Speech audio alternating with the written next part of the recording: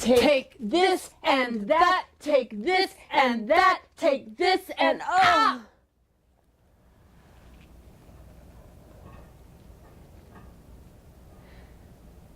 A tight rope frayed. And in and out and in and out and in and out and in and out and in and out and in and out and...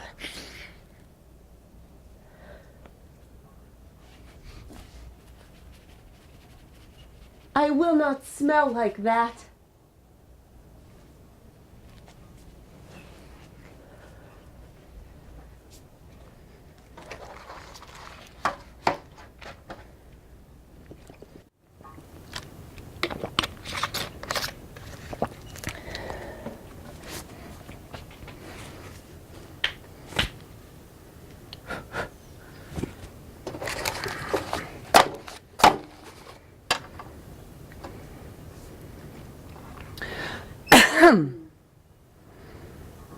Stigmata, wound, blessure. Stigmata, stigmato, stigmato, a hemorrhage of the soul, to sting, to spur, to stimulate.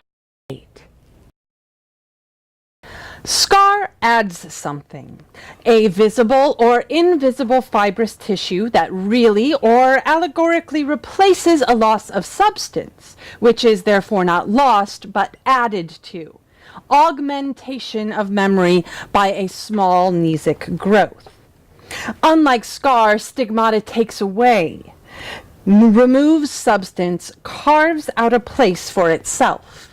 Stigmata are likened to a pinch, a prick, a sting, actions which simultaneously injure and propel. The stigma is the trace left by the act of puncture, and it marks one as both the exclusion and the election, bad and good, outlaw and saint. It is both a mark and an absence.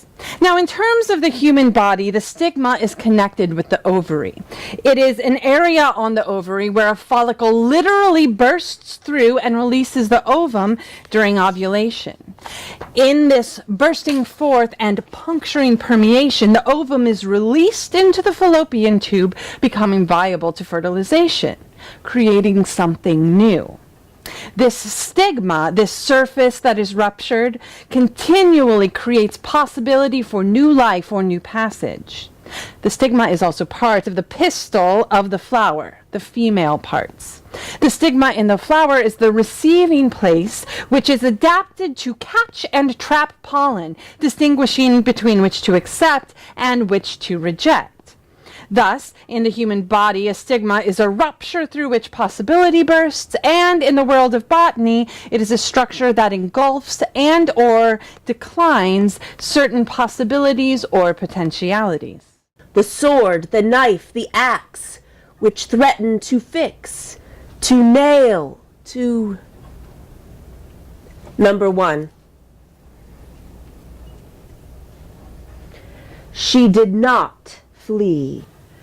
Take this and that. Take this and that. Take this and... Number 2. Number 3. To me it seems a stigma, a hole that never closes, never heals itself, sometimes others, sometimes a well, sometimes a wound, sometimes a womb.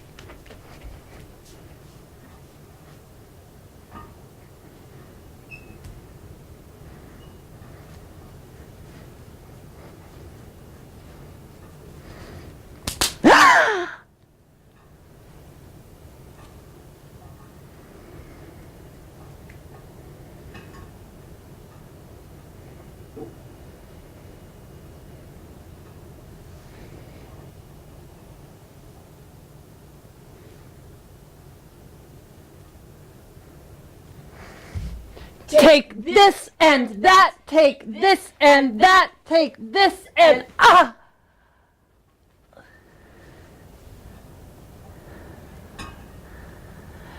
A tight rope frayed. And in and out and in and out and in and out and in and out and in and out and.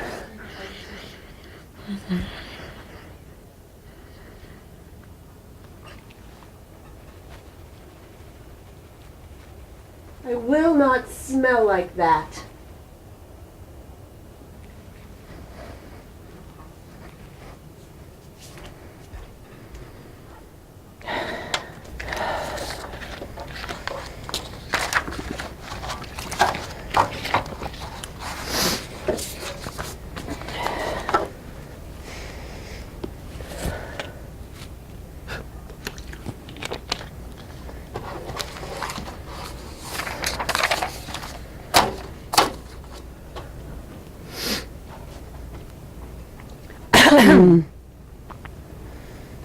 Passage. Speed. Malavise. Pass, sage, ill-behaved, unwise. Requirements. 1.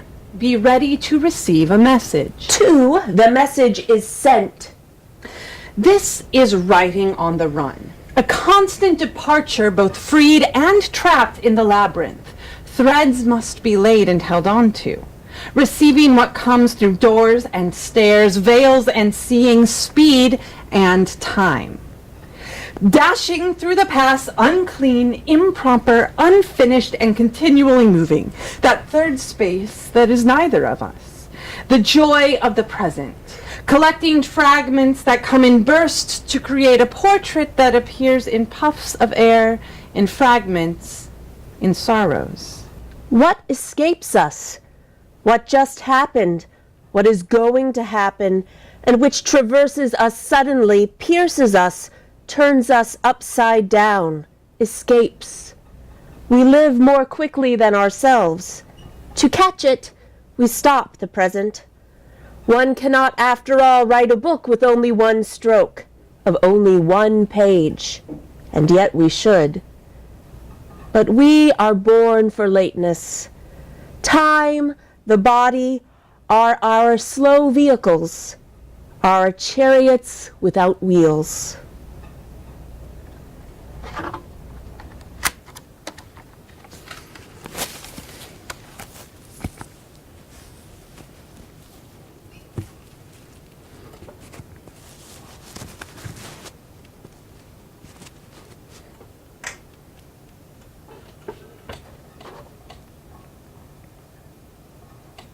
I am trying, at this moment, to capture the mysteries of passage, so as to confide them to you.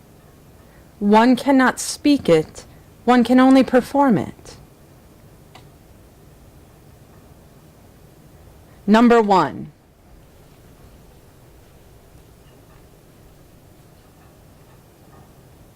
I am trying, at this moment, to capture the mysteries of passage, so as to confide them to you. One cannot speak it, one can only perform it. Number 2.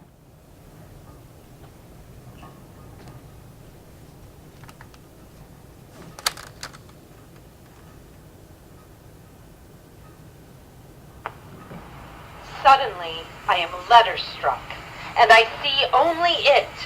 This letter! No, it's a hole in the body of the painting, the rent, the tear in the night. If I see the letter, I no longer see. The letter is in opposition to the veil, to the linen. To the reading, it is a letter from the back. It turns its back to us. When I wanted to read it, forever forbidden. To paint a letter seen from the back, the door is closed, an old tale whispers to me. It is the outsider, the outside, the arranger, the invisible. That's it. It is to the letter. Number 3.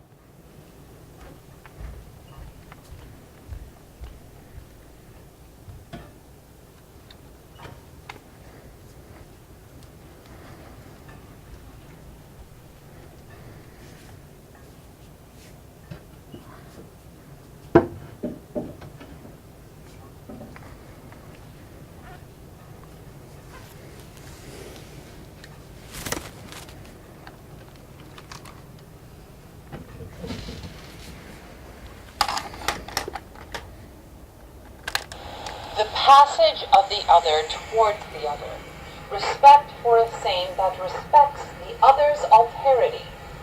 The woman sits, leaning forward. The focal point is the wide open eye. Look down to the softly opened lips. Thick lines or dashes of black charcoal above her head. It appears she moved it or turned it to look at what she sees now. She is in mid-movement and her eyes are fixed. 2 downward strokes at the knee.